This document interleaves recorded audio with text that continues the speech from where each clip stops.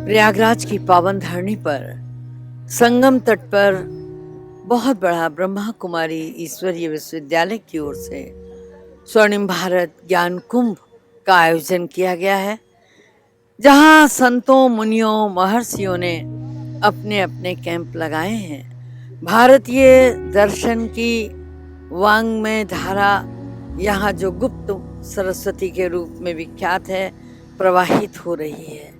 और उसी में आज मानव को पुनः अपने बीते हुए कल को याद दिलाने के लिए ये मेला लगाया गया है। आज मनुष्य दिखने में मनुष्य है, लेकिन उसकी सूरत और सीरत में बहुत फर्क आ गया।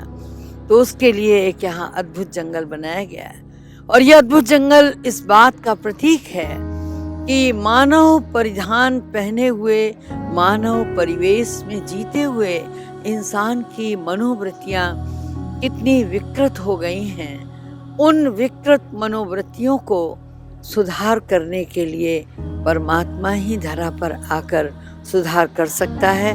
तो जिस प्रकार से ये संगम का तट गंगा और यमुना की कहानी कहता है, उसी प्रकार से यहाँ बीच में संगम युग है, जो आत्मा और परमात्मा के मिलन की कहानी कहता है। इसके आगे यहाँ वो स्वर्णिम काल दिखाया है जो हमारे सनातन संस्कृति का परिचायक है।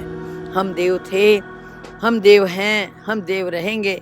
हमारी लिपि देव, हमारे बोल और भाषा का आधार दिव्यता और हमारे कर्मों का आधार भी दिव्यता।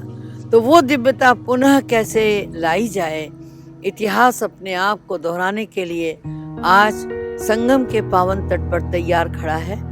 यहाँ इस तरह से ये जो एग्जीबिशन लगाई गई, और चूंकि भारत कृषियों का देश है, तो कृषि और ऋषि दोनों साथ साथ हैं। गांव गोकुल वो भी अपनी प्राचीन संस्कृति की छटा बिखेर रहा है। इसके साथ साथ हमने माइंड स्पा का एक स्टॉल लगाया है।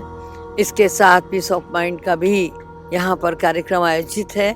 बाकायदे गॉडलीवुड स्टूडियो ने अपना केंद्र स्थापित किया है, और उसमें निरंतर आने वाले अतिथियों को साक्षात्कार के माध्यम से संदेश देने का कार्य करेंगे।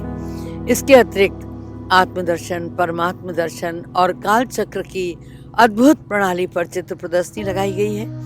देवियों की चैतन्य झांकी रोज सायंकाल 6 बजे से प्रारंभ होती है, रात्रि 9 बजे तक, जिसमें अनेकानेक दर्शकगण लाभ लेते हैं और राजयोग की उस महिमा से वाकिफ होते हैं जो मानव को अपनी कर्मेंद्रियों पर नियंत्रण सिखाता है।